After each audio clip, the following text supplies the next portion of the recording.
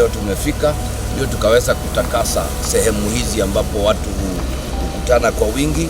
Kwa mfano hapa tulipo ni sehemu ya kuabiria magari, mojawapo ya zile tuko nazo katika kaunti, na ndio tumekuja hapa ili tukaweza kutakasa kwa kupiga dawa. Pia tumetoka katika soko lile liko pale, pengine tutaingia katika soko hili, na kazi hii inaendelea hapa, inaendelea pia Karatina.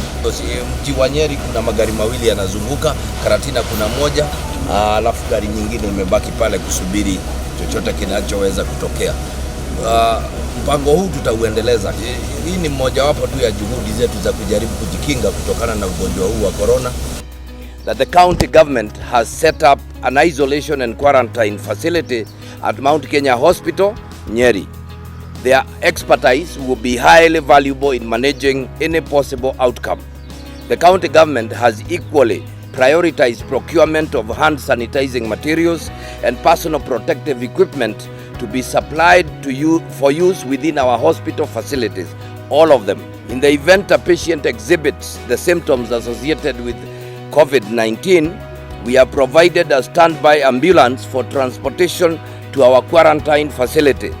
We are in partnership with the national government, the Kenya Red Cross Society and private medical facilities to provide all the necessary care and support to our community. The county government has equally prioritized procurement of hand sanitizing materials and cleaning agents to be supplied for use within our markets, factories and tea collection centers. The general public, business community and persons of goodwill who wish to support this initiative in the Nyeri spirit are encouraged to support this initiative by donating hand sanitizing materials to our Department of Social Services. We are encouraging those that are able to provide and donate during this time of crisis to public transport, public service vehicles and all SACCOs operating within the sector are encouraged to provide hand disinfectants and always travel with well-aerated vehicles. To do one key issue, that is to launch the Nyeri COVID-19 Fund. Now is the time to touch the lives of people. It is the time to touch the less fortunate. Even as a government, as we work towards this, the first commitment we are doing is we are putting into that account 10 million Kenya shillings, which will go towards purchase of food, and then whatever we collect together will be, remember, food is something we will continually give. You cannot stand one day and say I have given food, that's enough. What you give today will be consumed and we need more tomorrow. That means for the next 2-3 months, we must have a continuous supply of food. I must also recognize the efforts of national government towards working with us. Despite the limited resources, we are continuing to work on together. And I would want to say that the issue of testing is key to winning the battle against COVID-19. What we envisage as a county and as as the entire leadership you can see here is to have a multi-sectoral committee. We have set it up. It has the DCC, it has the county commissioner, it has the Chamber of Commerce, it has the business community. This team is going to be raising funds to mitigate the effects of COVID-19, which we already can see. We have this committee. We have opened a bank account for them at the Cooperative Bank, and I will give you the details, which are the Nyeri COVID-19 Fund. The account is 0114199168640. We also have a pay bill number, which is 400-222. The account number is 562706, and then you can put in your name for anyone who wants to use the pay bill number.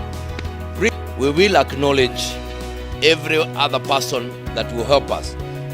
But before I even say what we are doing as a county, I want to take this opportunity to appreciate greatly the following groups of people.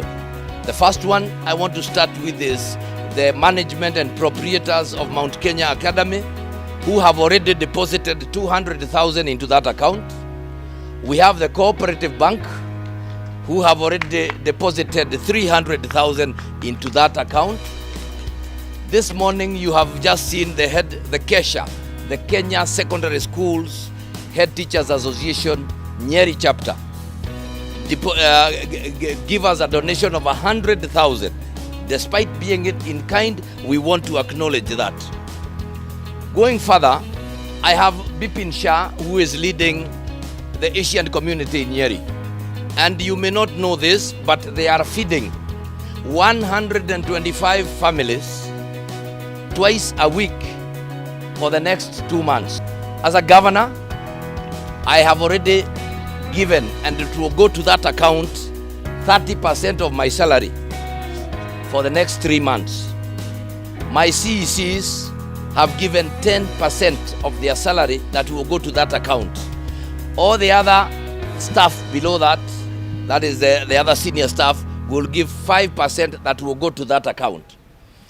Among the signatories in this account are Mr. Ibrahim and other members, the CEC and others, so that we have what we call accountability and transparency. The reason we have the county commissioner, the reason we have the DCC, the reason we have the Red Cross, who are also a very close working partner with us, is because of the dynamics that we need in terms of detail to know who should be given what, when, and how.